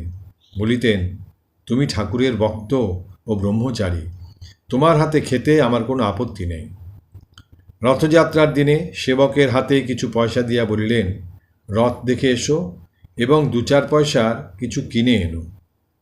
সেবক তাহাকে ফেলিয়া যাইতে আপত্তি করিলে বলিলেন, কাশীপুর বাগানে ঠাকুরও আমাকে রথযাত্রার দিন ঐরূপ করতে বলেছিলেন। রথযাত্রা দেখে তার জন্য 2 পয়সা দামের একটি ছুরি লেবু কাটার জন্য এনেছিলাম। তাতে প্রসন্ন হয়ে তিনি বলেছিলেন, এইগুলি মেনে চলতে হয়। গরিব লোকে 2 পয়সা পাবার জন্যে দোকান দেয়, এইসব মেলাতে 2-4 পয়সা কিছু কেনা উচিত। বস্তুত শেষ কয়দিন স্বামী রামকৃষ্ণানন্দের জীবনের সর্বপ্রকার মহত্ব যেন অনাবৃত সৌন্দর্যে সকলের সম্মুখে উন্মোচিত হইয়াছিল। স্বামী প্রেমানন্দ 2-1 দিন অন্তর বেলুড় হইতে তাহাকে দেখিতে আসিতেন। একদিন তিনি আসিয়া শয্যা পার্শ্বে উপবিষ্ট হইলে শশী মহারাজ তাহার হাত পা টিপিয়া দিয়া সেবা করিলেন, কিন্তু তাহাতেও তৃপ্ত না হইয়া তাহার জন্য সেবককে শুষ্ক মেওয়া দিতে বলিলেন। বাবুরাম মহারাজ নিঃশেষে উহা খাইয়া চলিয়া গেলে শশী মহারাজ পাত্রটি হাতে লইয়া দেখিলেন কিছু অবশিষ্ট আছে কিনা। মনের ভাব প্রসাদ গ্রহণ করিবেন, কিছুই নাই দেখিয়া সেবককে এই বলিয়া তিরস্কার করিলেন যে তিনি প্রেমানন্দকে যথেষ্ট ফল না দিয়া অন্যায় করিয়াছেন। অতঃপর শূন্য পাত্রটি তিনি মুছিয়া সর্বাঙ্গে মাখিলেন। চিকিৎসায় কোনো ফল হইতেছে না দেখিয়া স্বামী শারদানন্দ একবার তাহাকে জানাইলেন যে অপর একজন ডাক্তার একটু চেষ্টা করিয়া দেখিতে চাহেন। উত্তরে স্বামী রামকৃষ্ণানন্দ বলিয়া পাঠাইলেন, এ দেহ মন প্রাণ ঠাকুরের চরণে অর্পণ করেছি। তার প্রতিনিধি রাখাল মহারাজ, বাবুরাম মহারাজ আছেন, তাদের নির্দেশ মতো চিকিৎসা যেন হয়, এই বিষয়ে আমার নিজের কোনো মতামত নেই। শরীরত্যাগের 2-3 দিন পূর্বে সকালে 8-9টার সময় তিনি অকস্মাৎ ব্যস্তভাবে সেবককে বলিলেন, ঠাকুর মা স্বামীজি এসেছেন, আসন পেতে দে। সেবক কিছুই না বুঝিয়া স্তম্ভিত হইয়া রহিলেন। শশী মহারাজ আবার বলিলেন, দেখতে পাচ্ছিস না ঠাকুর এসেছেন, মাদুর পেতে দে আর 3টে তাকিয়া দে। সেবক আদেশ পালন করিলে শশী মহারাজ কোন অদৃশ্য দৃশ্যের দিকে নির্নিমেষ নয়নে চাহিয়া 3 বার প্রণাম করিলেন এবং পরে বলিলেন, তারা চলে গেছেন। শ্রীমা তখন জয়রামবাটিতে। শশী মহারাজ তাহাকে দর্শন করিতে চাহিয়াছিলেন, তাই স্বামী ধীরানন্দ তাহাকে আনিতে যান, কিন্তু মা আসিতে পারেন নাই। এক অলৌকিক সূক্ষ্ম দর্শনের কথা তিনি পরদিন পুলিনবাবুকে বলেন এবং ওই বিষয়ে একটি গান রচনার অনুরোধ জানাইয়া গিরিশবাবুকে গানের এই প্রথম পংক্তিটি বলিতে বলেন, পোহালো দুঃখ রজনী। মহাকবি গান রচনা করিয়া দিলেন এবং সুগায়ক পুলিনবাবুর মুখে স্বামী রামকৃষ্ণানন্দ মুদ্রিত নয়নে আবিষ্ট মনে বেহাগ রাগিণীতে অনেকক্ষণ ধরিয়া এই সঙ্গীতটি শুনিলেন। পোহালো দুঃখ রজনী, গেছে আমি ঘোর কুস্বপন, নাই আর ভ্রম জীবন মরণ, হেরো জ্ঞান অরুণ বদন বিকাশে হাসে জননী, বড়া ভয় করা দিতেছে অভয়, তোলো উচ্চতান গাও জয় জয়, বাজাও দুন্দুবি সমন বিজয়, মার নামে পূর্ণ অবনী, কহিছে জননী কেদোনা, রামকৃষ্ণ পদ দেখো না, নাহিক ভাবনা রবে না যাতনা, হেরো মম পাশে করুণার 2টি আঁখি ভাসে, ভুবন তারণ গুণমণি। 21শে আগস্ট 4 ভাদ্র মহাসমাধির কয়েক ঘণ্টা পূর্বে তিনি ঠাকুরের চরণামৃত পান করিলেন। 1টার সময় তাহার মুখমণ্ডল আরক্তিম ও সর্বশরীর পুলকে রোমাঞ্চিত হইয়া উঠিল, মাথার চুলগুলি পর্যন্ত খাড়া হইয়া উঠিল। 1টা 10 মিনিটে তিনি নশ্বর দেহ পরিত্যাগ করিলেন। স্বামী ব্রহ্মানন্দ তাহার মহাসমাধির সংবাদ পাইয়া বিষাদ গম্ভীর স্বরে বলিলেন, একটা দিকপাল চলে গেল, দক্ষিণ দিকটা যেন অন্ধকার হয়ে গেল। আর মাদ্রাজের পাচাইয়াপ্পা কলেজে শোকসভায় নগরবাসীরা সমবেত হইয়া এই প্রস্তাব গ্রহণ করিলেন, দক্ষিণ ভারতের নৈতিক ও আধ্যাত্মিক কল্যাণের জন্য স্বামী রামকৃষ্ণানন্দ জীবনপাত করিয়াছেন। মাদ্রাজের হিন্দু সমাজ শোকসন্তপ্ত হৃদয়ে স্বীকার করিতেছে যে তাহার মহাপ্রয়াণে সমূহ ক্ষতি হইয়াছে। শ্রীরামকৃষ্ণগত প্রাণ স্বামী রামকৃষ্ণানন্দ দাস্যভক্তির এক অপূর্ব অত্যুজ্জ্বল আদর্শ এ যুগের জন্য রাখিয়া গিয়াছেন। কি ঠাকুর ঘরে, কি বক্তৃতা মঞ্চে, কি লোক ব্যবহারে, সর্বত্র অনন্য সাধারণ গুরুভক্তিই ছিল তাহার জীবনের মূল মন্ত্র ও কর্মপ্রচেষ্টার প্রধান উৎস। ঠাকুর ঘরে তিনি শ্রীরামকৃষ্ণের উপস্থিতি স্পষ্ট অনুভব করিতেন এবং পুষ্পচয়ন, পূজা, আরাত্রিক, প্রণামাদি প্রত্যেক কার্যে এত বিভোর হইয়া পড়িতেন যে উপস্থিত ভক্তগণের মধ্যেও সে গভীর ভাব প্রসারিত হইত। একদা এক উচ্চপদস্থ ব্যক্তি তাহার সহিত সাক্ষাৎ করিতে আসিয়া দেখিলেন পূজান্তে তিনি ঠাকুরকে নিবিষ্ট মনে পাখা করিতেছেন এবং গম্ভীর স্বরে উচ্চারণ করিতেছেন, সৎগুরু, সনাতন গুরু, পরম গুরু। দীর্ঘকাল যাবৎ যদিও পূজারীর দৃষ্টি আগন্তুকের প্রতি আকৃষ্ট হইল না। তথাপি ভদ্রলোকের অন্তর আধ্যাত্মভাবে পূর্ণ হইয়া উঠিল। অতএব ভাবভঙ্গ না করিয়ায় তিনি উদ্দেশ্যে প্রণাম আনতে বিদায় লইলেন। আরাত্রিকের সময় স্বামী রামকৃষ্ণানন্দ যখন জয়গুরু উচ্চারণপূর্বক দীপারতি করিতেন, তখন দর্শকের হৃদয়েও ভক্তির হিল্লোল ঘটিত, আর সে আলোকে উল্লসিত হইয়া তিনি অসীম তৃপ্তি লাভ করিতেন। মাদ্রাজের অসহ্য গরমে স্থূলকায় শশী মহারাজের কষ্ট হইত, কিন্তু ইহার প্রতিকার ছিল অপরাহ্নে ও রাত্রে পাখা লইয়া ঠাকুরকে বাতাস করা। ঠাকুরের প্রসাদ ভিন্ন তিনি কিছু গ্রহণ করিতেন না। বহুমূত্র রোগের সময় ডাক্তারেরা রুটি খাইতে উপদেশ দিলেন, কিন্তু ঠাকুরকে রুটি নিবেদন করা হয় না বলিয়া তাহার উহা খাওয়া হইল না। মঠের নূতন বাড়ি হইবার 2 বৎসরের মধ্যেই ছাদ ফাটিয়া বর্ষার জল পড়িতে লাগিল। এক রাত্রে বৃষ্টি আরম্ভ হইলে ঠাকুরের শয়নঘরে যাইয়া রামকৃষ্ণানন্দ দেখিলেন তাহার উপর জল পড়িতেছে। সেই সময়ে স্থানান্তরিত করিলে পাছে ঠাকুরের নিদ্রাভঙ্গ হয়, এই ভয়ে তিনি সারা রাত্রি উপরে ছাতা ধরিয়া বসিয়া রহিলেন এবং ভোরে বৃষ্টির বিরাম হইলে ঠাকুরকে অন্যত্র লইয়া গেলেন। ইহাই কি মৃন্ময় চিন্ময় দর্শন? এক রাত্রে বসার কামড়ে ঘুম ভাঙিয়া রামকৃষ্ণানন্দ দেখিলেন মশারির মধ্যে মশা ঢুকিয়াছে। তখনই মনে হইল ঠাকুরেরও তো ঐরূপ নিদ্রার ব্যাঘাত হইতেছে। অতএব সেখানেই মশা তাড়াইতে চলিলেন। প্রসাদ বিতরণে তাহার অসীম আগ্রহ ছিল।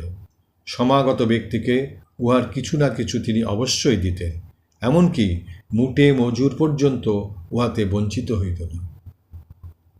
গুরুভ্রাতাদের প্রতি তাহার শ্রদ্ধা পূজার আকারেই আত্মপ্রকাশ করিত।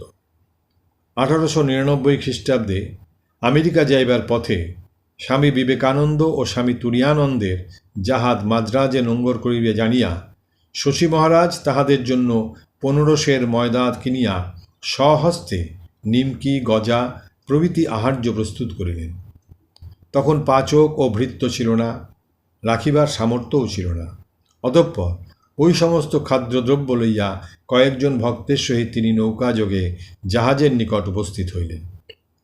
তখন কলিকাতায় প্লেগের আশঙ্কা ছিল বলিয়া জাহাজের কাহাকেও নামিতে বা কাহাকেও উঠিতে দেওয়া হইল না। উপায়ন্তর না দেখিয়া শশী মহারাজ বলিলেন, মহারাজদ্বয়ের পদস্পর্শ হইল না, অন্তত তাহাদিগকে প্রদক্ষিণ করিয়া যায়। মাঝিকে জাহাজ প্রদক্ষিণ করিয়া যাইতে বল। আর একবার এর্নাকুলামে জনৈক ভক্তের বাটিতে উপস্থিত হইয়া স্বামী রামকৃষ্ণানন্দ জানিতে চাহিলেন, স্বামীজি যখন ওই বাটিতে আসিয়াছিলেন তখন কোথায় শয়নোপবেশনাদি করিয়াছিলেন। যখন জানিলেন যে তাহারা যেখানে দাঁড়াইয়া আছেন উহাই সেই স্থান, তখন তিনি ধূলাবণ্ঠিত হইয়া ও মস্তকে ধূলি ধারণ করিয়া বলিলেন, ইয়া পবিত্র স্থান। স্বামীজির দেহত্যাগের সংবাদ মাদ্রাজে পৌঁছিবার পূর্বেই স্বামী রামকৃষ্ণানন্দ সেই রাত্রে ধ্যানযোগে শুনিলেন স্বামীজি সুপরিচিত স্বরে বলিতেছেন, শশী শশী, আমি শরীরটা থুথুর মতো ফেলে দিয়েছি। স্বামীজির অন্তর্ধানের কয়েক বৎসর পরে 1911 খ্রিস্টাব্দের 29 জানুয়ারি তিনি তাহার স্মরণে অনিত্য দ্রব্যেষু বিবিচ্য নিত্যং ইত্যাদি যে সংস্কৃত স্তব রচনা করিয়াছিলেন, উহাতে তিনি তাহাকে নরহিতার্থ অবতীর্ণ নরাবতার রূপে অভিনন্দন জানাইয়া সর্বশেষে অমর প্রণাম মন্ত্র সংযোজিত করিয়াছিলেন। নমঃ শ্রীয়তিরাজায় বিবেকানন্দ সূরয়ে সচ্চিৎসুখ স্বরূপায় স্বামিনে ক্লেশহারিণে। 1908 খ্রিস্টাব্দে স্বামী ব্রহ্মানন্দের মাদ্রাজ আগমন উপলক্ষে স্বীয় কক্ষটি তাহার উদ্দেশ্যে সুসজ্জিত করিয়া শশী মহারাজ বলিয়াছিলেন, ঠাকুর ও তার মানসপুত্র এ ঘরে থাকবেন, আমি প্রবেশপথে হলঘর থেকে তাদের সেবা করব, এর চেয়ে আর অধিক কী চাই। মহারাজের আগমনান্তে জনৈক ভক্ত যখন জিজ্ঞাসা করিলেন, নূতন স্বামীজির বক্তৃতাদি হবে কি? তখন সহাস্যবদনে শশী মহারাজ জানাইলেন, বক্তৃতায় আছে কি? এর মতো মানবের দর্শন স্পর্শনেই অপরের মধ্যে ধর্মভাব সঞ্চারিত হয়। ব্রহ্মানন্দজির মাদ্রাজ মঠে অবস্থানকালে রামকৃষ্ণানন্দ প্রত্যহ আরাত্রিকের পর তাহাকে সাষ্টাঙ্গ প্রাণিপাত করিতেন এবং সাধু ব্রহ্মচারী ও অপর সকলের মনে এই বিশ্বাস অঙ্কিত করিয়া দিতেন যে মহারাজের সেবার দ্বারা ঠাকুরেরই সেবা করা হয়। জনৈক ভক্ত একদা ঠাকুরের জন্য কিছু ফল ও ফুল আনিলে রামকৃষ্ণানন্দ উহা মহারাজকে নিবেদন করিলেন এবং ভক্তটিকে পরে বুঝাইয়া দিলেন যে মহারাজের মধ্য দিয়া ঠাকুরই উহা গ্রহণ করিয়াছেন। মহারাজও তাহাকে অত্যন্ত ভালোবাসিতেন ও তাহার উপর অগাধ বিশ্বাস রাখিতেন। একবার তিনি নবাগত একজন সাধুকে বলিয়াছিলেন, শশী মহারাজের সঙ্গে 3 বৎসর কাটাও, তাহলে সাধু জীবনে তোমার কিছু অপ্রাপ্য থাকবে না। শশী মহারাজ বাহিরের সৌন্দর্যে দৃষ্টিপাত না করিয়া অন্তরের সৌন্দর্যেই মুগ্ধ হইতেন। সান্ধ্য সূর্যের শোভা কেহ তাহাকে দেখাইলে তিনি বলিয়াছিলেন, এই সময় ঈশ্বরের চিন্তা করা উচিত, তার সৃষ্টির নহে। হিমালয় সম্বন্ধে একদিন বলিয়াছিলেন, হিমালয় কি? পাহাড়ের উপর পাহাড় স্তূপীকৃত। পৃথিবীতে দর্শনযোগ্য এমন কি আছে? ঈশ্বরই এই বিশ্বে একমাত্র দর্শনীয় ও চিন্তনীয়। আর ছিল তাহার বিনয় ও ঈশ্বর নির্ভরতা। 1908 খ্রিস্টাব্দে তিনি যখন ব্রহ্মানন্দজিকে মাদ্রাজে আনিবার জন্য পুরীধামে যাইতেছিলেন, তখন গাড়িতে তাহার জন্য আসন সংরক্ষিত হয় নাই। অনেক কষ্টে দ্বিতীয় এক প্রকোষ্ঠে উপরের একটি আসন পাওয়া গেল। ওই কামরার নিচের আসনদ্বয়ে 2 জন ইংরেজ ছিলেন। তাহারা তাহার স্থূলতা ইত্যাদির উল্লেখপূর্বক নিজেদের মধ্যে বিরুদ্ধ ও স্বরহস্য সমালোচনা করিতে থাকিলেন, যেন এইরূপ স্থূলকায় একজন উপরের আসন গ্রহণ করিলে উহা ভাঙিয়া পড়িয়া তাহাদের বিপদ ঘটিতে পারে। স্টেশনে উপস্থিত দেবমাতা ইহাতে প্রতিবাদ করিলে স্বামী রামকৃষ্ণানন্দ বলিলেন, তুমি ভেবো না, জগদম্বাই আমায় দেখবেন। এদিকে যাত্রার সময় অতীত হইলেও ট্রেন ছাড়িল না। শোনা গেল ইঞ্জিন লাইনচ্যুত হইয়াছে, যাত্রীদিগকে গাড়ি বদলাইতে হইবে। নূতন গাড়িতে রেল কর্মচারী স্বামী রামকৃষ্ণানন্দের জন্য একটি প্রথম শ্রেণীর নিচের আসন স্থির করিয়া দিলে তিনি তথায় উপস্থিত দেবমাতাকে সহাস্যে বলিলেন, আমি তোমায় বলেছিলাম না, মাই আমার সব সুখ সুবিধা করে দেবেন। তিনি সহজে কাহারও দোষ গ্রহণ করিতেন না। মাদ্রাজে জনৈক ধনবান ব্যক্তি কিছু অর্থ সাহায্যের প্রতিশ্রুতি দেওয়ায় উহা আনিবার জন্য তাহাকে বহুবার ধনীর গৃহে যাতায়াত করিয়াও ব্যর্থ মনোরথ হইয়া ফিরিতে হয়। সঙ্গী জনৈক ভক্ত ইহাতে ধনীর প্রতি রুষ্ট হইলে তিনি অম্লান বদনে কহিলেন, আমরা আমাদের কর্তব্য করছি মাত্র। শেষ যেবারে ভদ্রলোক স্পষ্ট জানাইয়া দিলেন, আপনারা আর আসবেন না, যদি পারি কিছু পাঠিয়ে দেব। সেবারে সঙ্গীর ক্রোধ চরমে উঠায় তাহার মুখ রক্তিম হইল।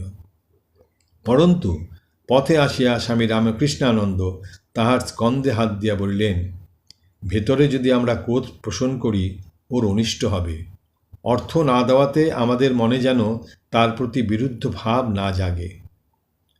একবার এক ভদ্রলোক তাহাকে ও একজন ব্রহ্মচারীকে স্বগৃহে নিমন্ত্রণ করিয়াছিলেন। যথাসময়ে উভয় উপস্থিত হইয়া দেখেন গৃহস্বামী অনুপস্থিত। সংবাদ পাইয়া তিনি আসিয়া সলজ্জভাবে যখন বলিলেন যে নিমন্ত্রণের কথা ভুলিয়া গিয়াছিলেন, সুতরাং কোনো আয়োজন হয় নাই, অদোষদর্শী রামকৃষ্ণানন্দ তখন তাহার দ্বারা বাজার হইতে কিছু খাদ্য আনাইয়া উহাই গ্রহণপূর্বক অম্লান বদনে মঠে ফিরিলেন। স্বামী রামকৃষ্ণানন্দের বহির্গমনের সুযোগে দেবমাতা একবার তাহার গৃহ পরিষ্কার করিয়া ও বস্ত্রাদি ধৌত করিয়া সুন্দরভাবে সাজাইয়া রাখিলেন। মঠে ফিরিয়া তিনি যখন অনুসন্ধানান্তর ইহা দেবমাতার কার্য বলিয়া জানিলেন, তখন সন্তুষ্ট না হইয়া বরং এই বলিয়া দেবমাতাকে সাবধান করিয়া দিলেন যে সন্ন্যাসীদের ব্যবহার্য শয্যা বা বস্ত্রাদি নারীর স্পর্শ করা অনুচিত। স্ত্রীলোক ভক্ত হইলেও সন্ন্যাসী তাহার নিকট কোনো ব্যক্তিগত সেবা লইবে না। অর্থ সম্বন্ধেও তিনি অনুরূপ সাবধান ছিলেন। তিনি উহা স্পর্শ করিতেন না। তাহার প্রতিভূস্থানীয় অপরের অর্থ গ্রহণ বা ব্যয়াদি করিত। মঠে যোগদান জন্য যেসব যুবক আসিত, তাহাদের প্রতি একদিকে তিনি যেমন ছিলেন সহৃদয়, অপরদিকে তেমনি তাহাদের চরিত্রে সন্ন্যাস জীবনের আদর্শ দৃঢ়াঙ্কিত করিয়া দিবার জন্য তিনি ছিলেন কঠোর। জনৈক সন্ন্যাসীকে তিনি একদিন আন্দামানের একখানি পত্রে পোর্ট ব্লেয়ার, আন্দামান দ্বীপপুঞ্জ, এই ঠিকানা লিখিতে বলিলে সন্ন্যাসী শুধু পোর্ট ব্লেয়ার লিখিলেন। ইহাতে তিনি অত্যন্ত বিরক্ত হইয়া লেখকের সমুচিত শাস্তি বিধান করিলেন। কিন্তু পরদিনই মঠে পাকা আম আসিলে যখন সর্বোত্তম আমটি পরিবেশক তাহার পাতে দিলেন, তখন তিনি উহার স্বাদ গ্রহণ করিয়া বলিলেন, বাহ, বেশ মিষ্টি, এবং সঙ্গে সঙ্গে উহা উক্ত সন্ন্যাসীর পাতে তুলিয়া দিলেন। পরে তাহাকে বুঝাইয়া দিলেন যে গুরু বা গুরুতুল্য ব্যক্তির নির্দেশ পালন না করিলে আধ্যাত্মিক পথে উন্নতি হয় না। এই জন্যই পূর্বদিন তাহার কল্যাণার্থ তিনি ক্রোধ করিয়াছিলেন।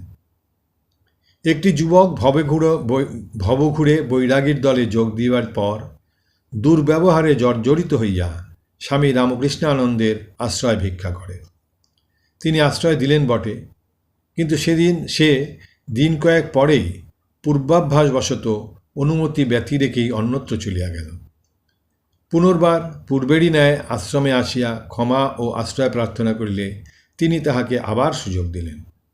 আশ্চর্যের বিষয় এই যে এইরূপ স্নেহের স্পর্শে যুবকটির মতিগতি পরিবর্তিত হইল এবং সে সুসংযত সন্ন্যাসী জীবন অবলম্বন করিল।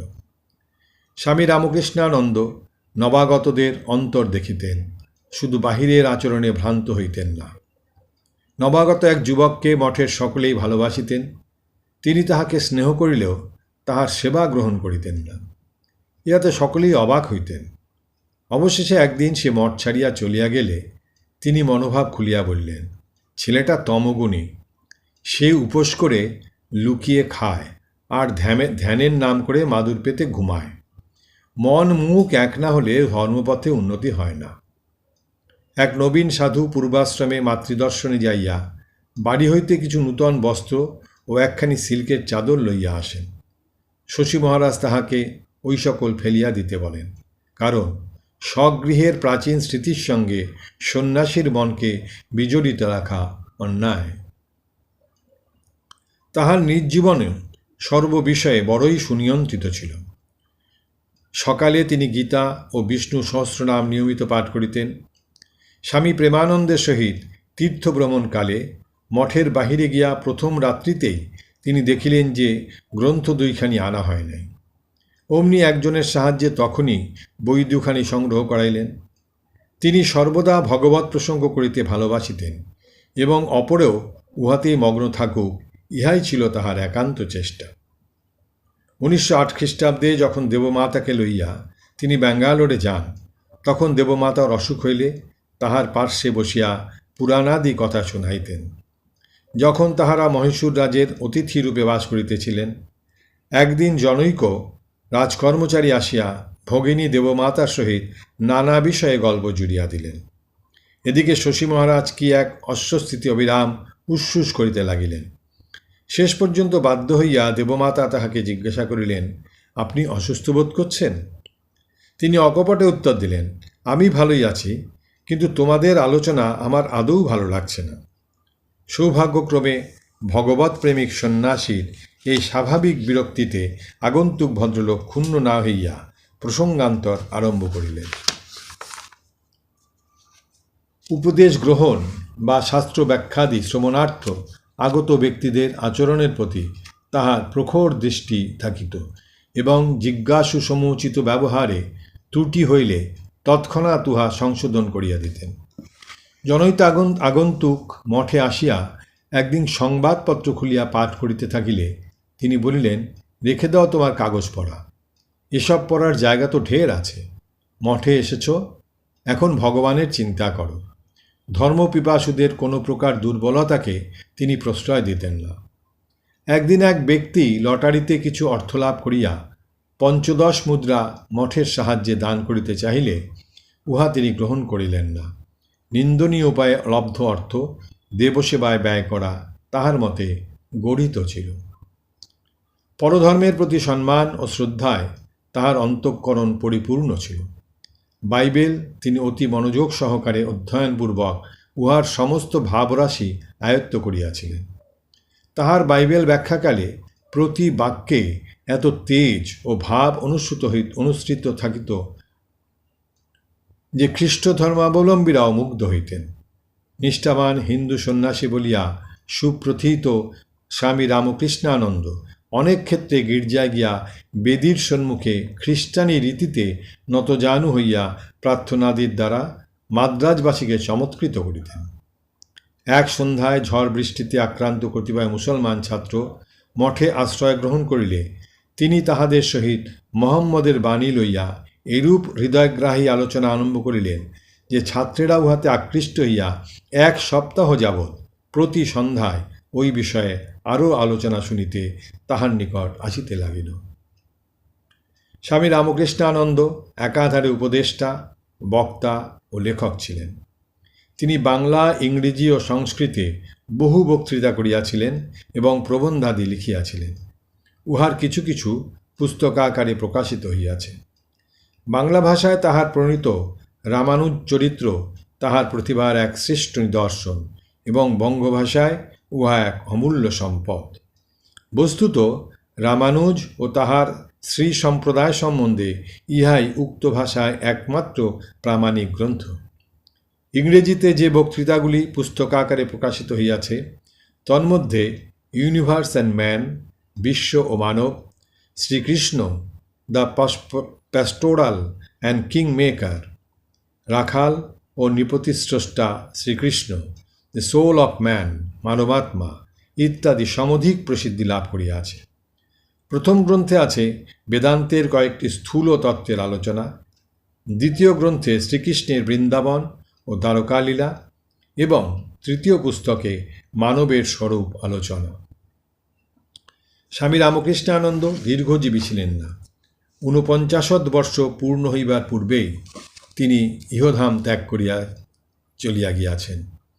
কিন্তু প্রতিভাবান ব্যক্তির জীবনের মূল্য শুধু দীর্ঘতার পরিমাপে স্থিরীকৃত হয় না, বিশেষত আধ্যাত্ম জগতে সমস্ত সময় অপেক্ষা ভগবৎ অনুরক্তি গভীরতারই অধিক আদরণীয়। শশী মহারাজের জীবনে প্রতিভা ও অনুভূতি একত্র মিশ্রিত হইয়া এক অপূর্ব আদর্শের সৃষ্টি করিয়াছিল। রামকৃষ্ণ সঙ্ঘে তাই এই অমর জীবন চিরপ্রেরণা প্রদান করিবে। পরম পূজ্যপাদ শ্রীমৎ স্বামী রামকৃষ্ণানন্দ মহারাজজির জীবন কথা এখানেই শেষ হচ্ছে। জননীং শারদাং দেবীং রামকৃষ্ণং জগদ্গুরুং পাদপদ্মে তয় শ্রিত্বা প্রণমামি মুহুর্মুহুঃ।